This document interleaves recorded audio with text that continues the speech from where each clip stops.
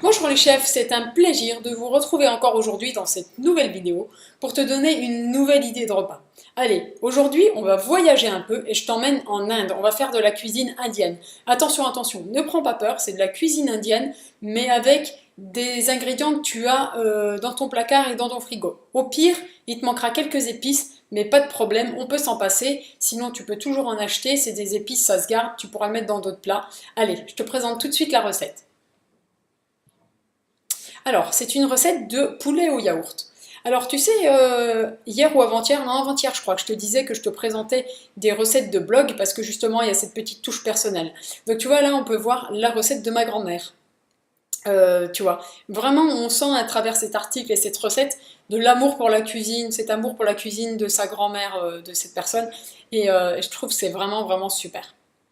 Alors, voilà, je t'ai parlé d'une recette indienne et comme je t'ai dit, ne prends pas peur, regarde un peu les ingrédients. Donc, du poulet, tout ce que tu veux, le haut, la cuisse, le pilon, tout ce que tu veux.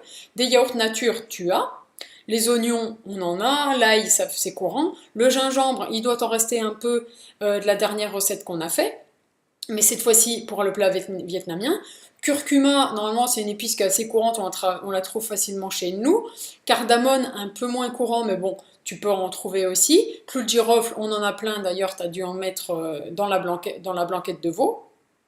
Coriandre, voilà, à votre convenance, donc la coriandre, si tu en as sèche, en grain, en poudre, comme tu veux, tu peux la mettre.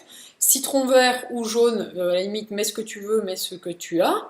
L'huile végétale et le sel fin. Donc tu vois vraiment, au niveau des ingrédients, tu as vraiment tout ce qu'il te faut, ou alors tu peux trouver tout ça très facilement dans un magasin. Si tu mets la recette au menu, tu peux ajouter sur ta liste de courses tous ces ingrédients-là, tu es sûr de les trouver. Donc passons à la recette. Euh, Déjà, il faut préparer la marinade. Alors, tu vois, il faut laisser reposer 2-3 heures. Donc, c'est bien si tu comptes faire la recette ce soir, ça va être un peu juste. Si tu comptes faire la recette dans les jours prochains, n'oublie pas de marquer, par exemple, sur ton agenda le matin avant de partir au travail, de faire mariner la recette. Ou sinon, tu la fais mariner même au frigo. C'est pas grave si tu la fais mariner un peu plus longtemps que 2-3 heures. Voilà. Ça peut t'avancer pour le jour J où tu fais la recette, c'est vraiment cool. Donc voilà, tu prépares cette marinade, tu fais mariner ton poulet. Ensuite, avec l'huile qui te reste de la recette, tu fais frire les épices. Alors, enfin, revenir les épices, pardon. Ça, c'est une chose qu'on n'a pas l'habitude, que moi j'ai découvert aussi. En fait, j'avais l'habitude d'ajouter les épices en fin de cuisson. Bah là, on voit qu'on fait revenir les épices. Donc, on va suivre la recette. Après, on ajoute voilà, les oignons, on laisse colorer, on ajoute le poulet et la sauce. Donc voilà, après, on a tout dans la casserole.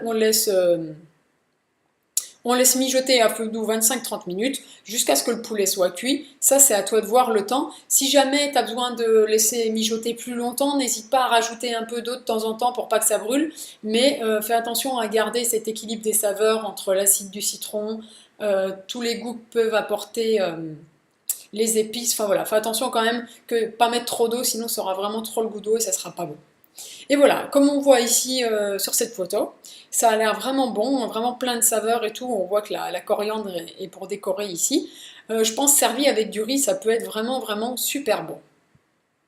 Donc voilà, on arrive à la fin de cette vidéo, j'espère qu'elle t'a plu. Encore une fois, c'est une recette simple, c'est une recette aussi qui va te faire un peu voyager puisque c'est une recette indienne, mais bien sûr avec tous les ingrédients qu'on trouve très très très facilement chez nous. Ça va te permettre de varier ta cuisine, c'est aussi un plat de saison, donc surtout, n'oublie pas, fais-toi plaisir à cuisiner et régale-toi.